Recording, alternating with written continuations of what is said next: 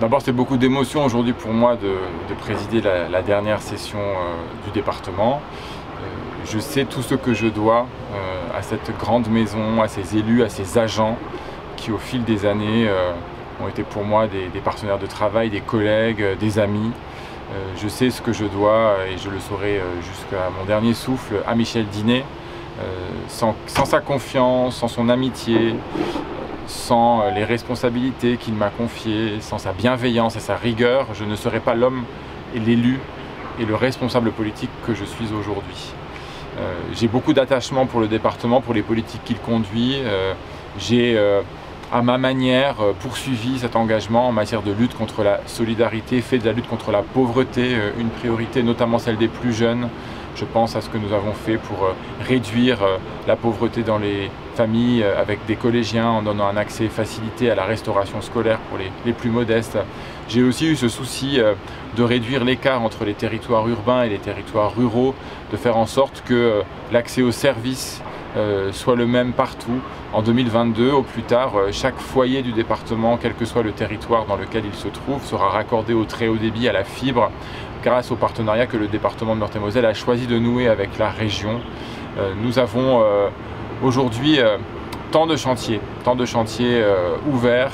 Je pense au plan collège nouvelle génération. J'ai veillé à ce que plus de la moitié des collèges engagés soient aujourd'hui livrés, notamment des collèges à énergie positive et passive, signe d'une inscription forte aujourd'hui du département dans les enjeux de transition écologique et d'autonomie énergétique.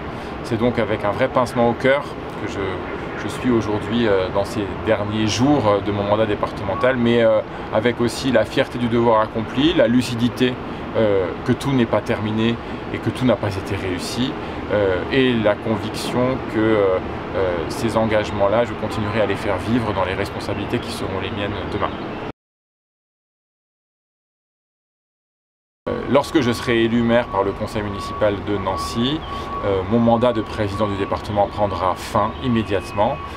La première vice-présidente du département de Meurthe-et-Moselle, Valérie Bozerlec, deviendra donc présidente par intérim et elle aura la responsabilité de convoquer une session du conseil départemental pour élire une nouvelle présidente et un nouvel exécutif pour poursuivre le travail jusqu'au terme du mandat. Pour ma part, je resterai conseiller départemental sans responsabilité jusqu'à la fin de ce mandat qui devrait s'achever dans quelques mois en mars 2021.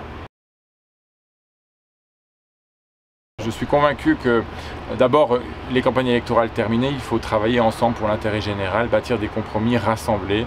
Je crois que c'est ce que je me suis employé à faire au département et c'est ce que je m'emploierai à faire demain à Nancy, au Grand Nancy. Et j'ai aussi la conviction que nous pouvons construire ensemble des projets. Je pense par exemple à la question de l'accompagnement, de la prise en charge des personnes âgées, du vieillissement, de la dépendance. Département et communes, département et villes, on tente à faire ensemble sur ces enjeux qui sont revenus avec force sur le dessus de la pile durant la crise de la Covid-19. Donc oui, des chantiers communs, nous en aurons de nombreux.